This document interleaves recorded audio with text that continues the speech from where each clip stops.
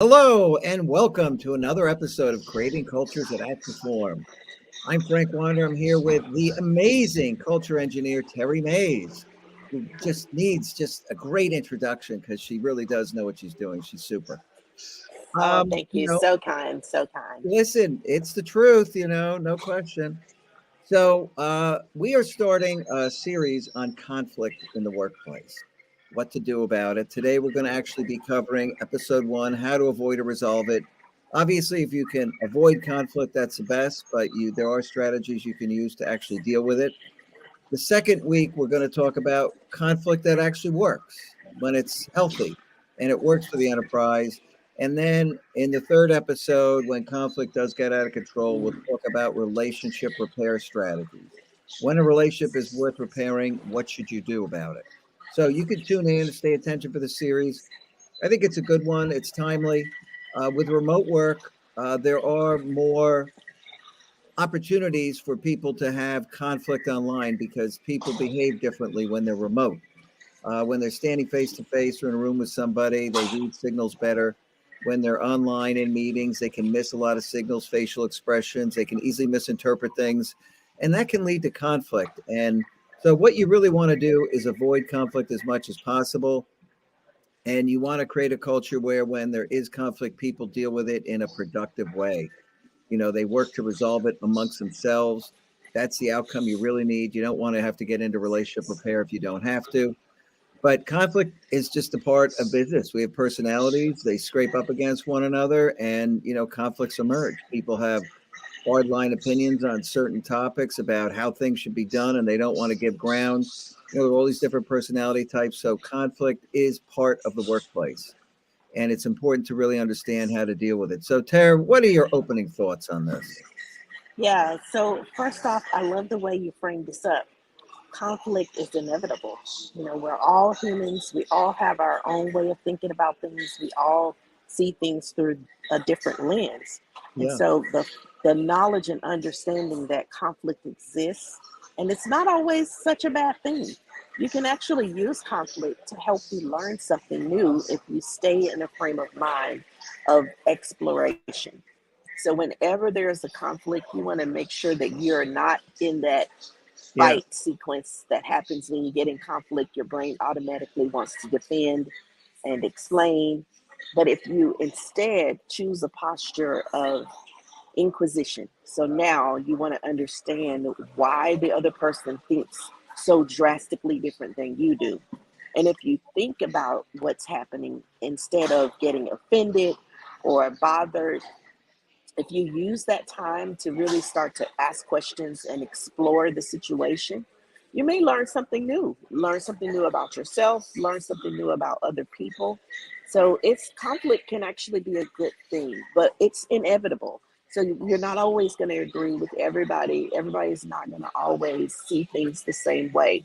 So you have to be willing to be uncomfortable for a little bit in order to actually do the things and let the conflict do what it was designed to do.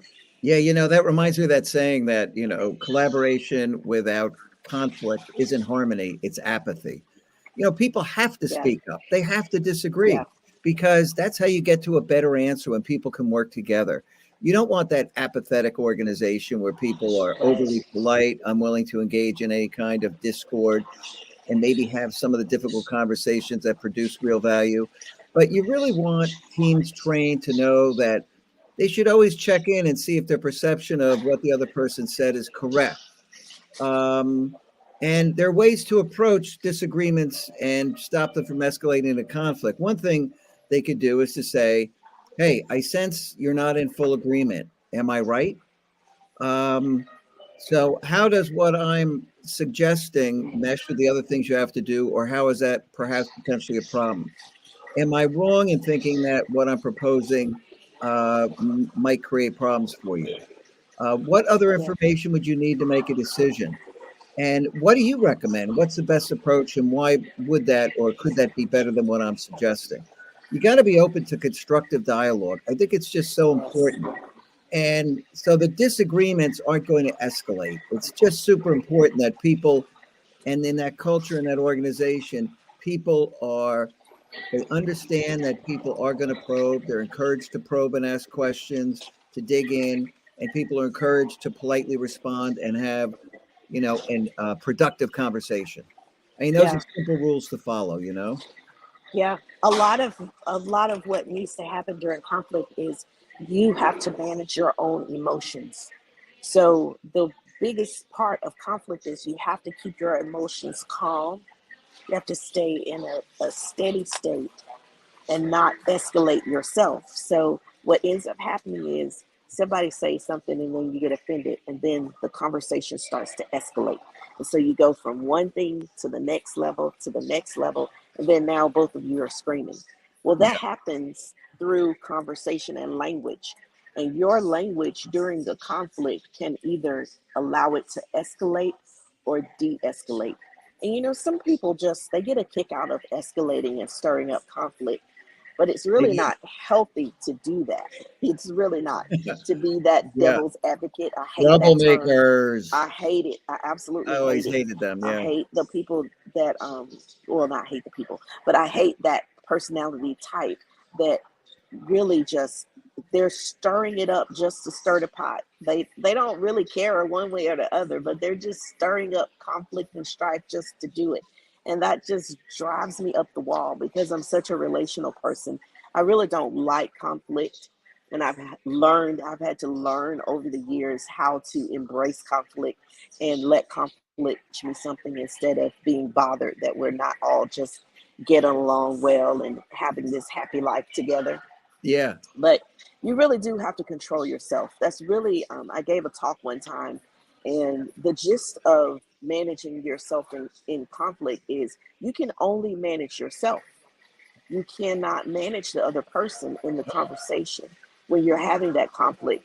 So the best thing that you can do for both of you is have a healthy approach to what's happening and make sure that your emotions are in check and that you're not being self-centered and focused just on what you want out of the situation, but you're able to work with others and see how we can come to a win-win solution. That all takes a great deal of emotional intelligence to pull off. Yeah. And listen, I think that's it. Keep your emotions in check. One of the things I always recommend is that if you do feel something is starting to potentially lead to conflict, the first thing you do is wait. Get your emotions in check. Don't get involved in that conversation right away at that time. It's best to avoid it. Gather your thoughts. Check with other people who are at the meeting and say, "Look, let me get your opinion on this. Am I getting this right? Yeah, Am I wrong? Am I right? I had the sense that so and so was doing X. Am I right? Blah blah blah." Because you may very well be wrong. You may have misinterpreted. exactly.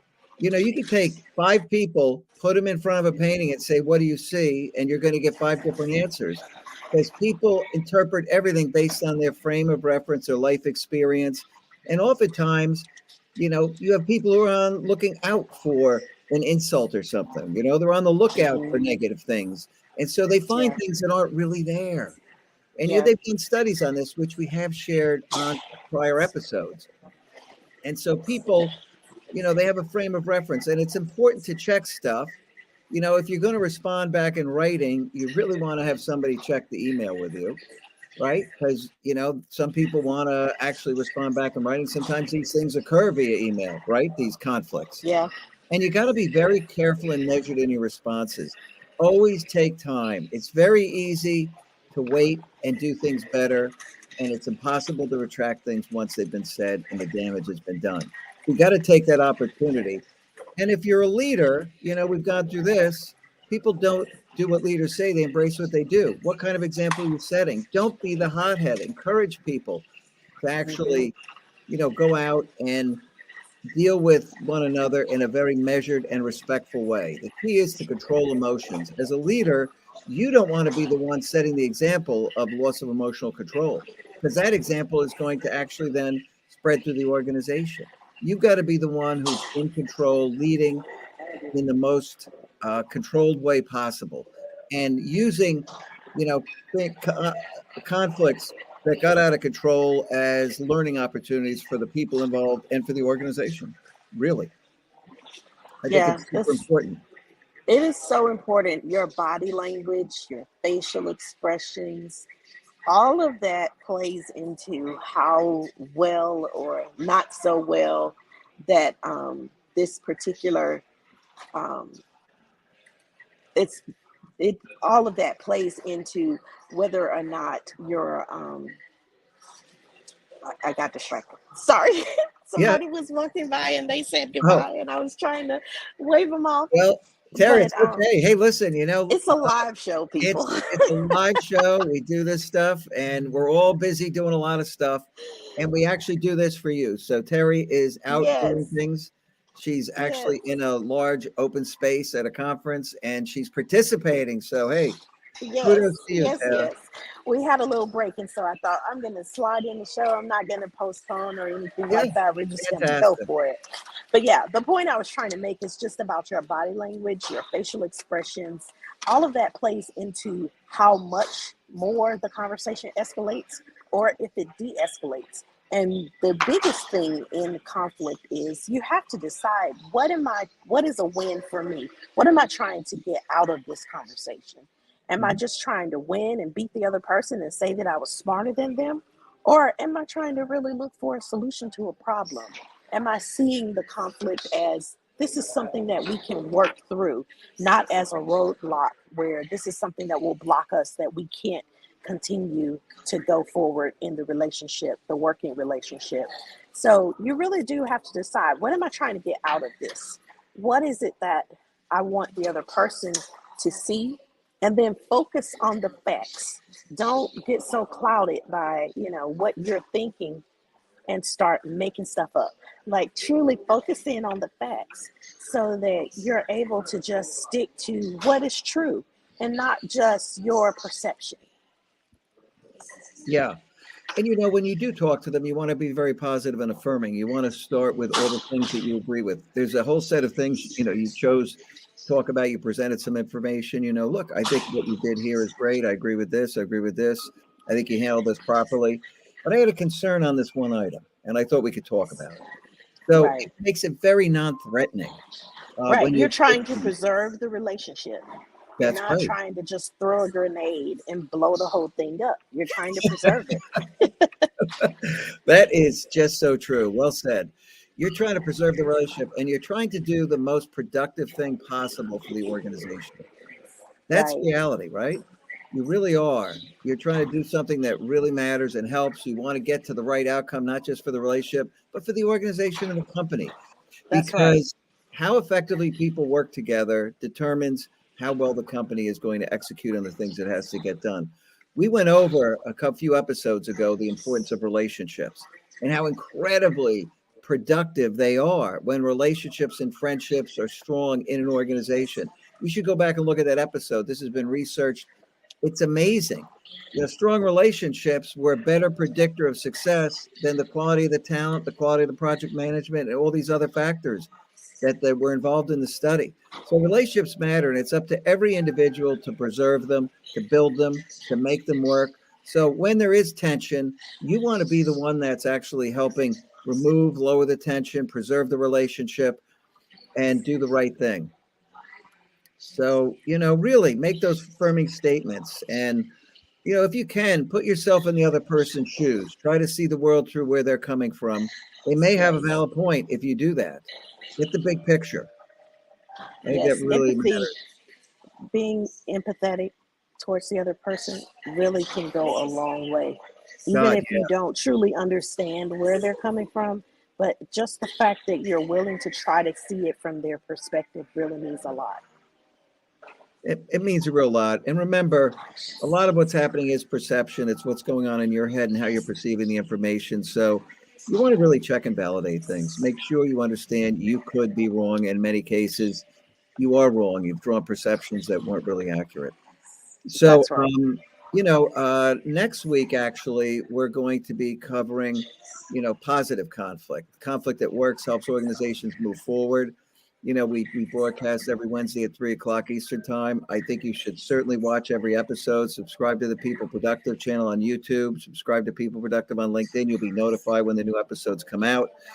In the new world of work, People are the most important tool in every company. How effectively leaders lead and tap the full potential of the organization is a determining factor in whether companies outperform and outcompete in the market. It's whether they innovate, they move fast.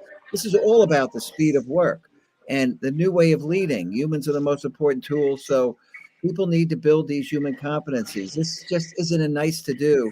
As a leader, you should be working proactively to prevent, you know, relationship damage, making sure people feel comfortable talking to one another, make sure they're armed with questions to ask when they have questions about something somebody might have said. And certainly be ready to do relationship repair, episode 3. Tune in, join us for that because you're going to need those skills too as a leader in this new world of work. Where relationships are the nervous system of every company. It's how everything gets done. That's just the bottom line. So listen, we're here every Wednesday, 3 o'clock, another live broadcast, and we thank you for joining us today.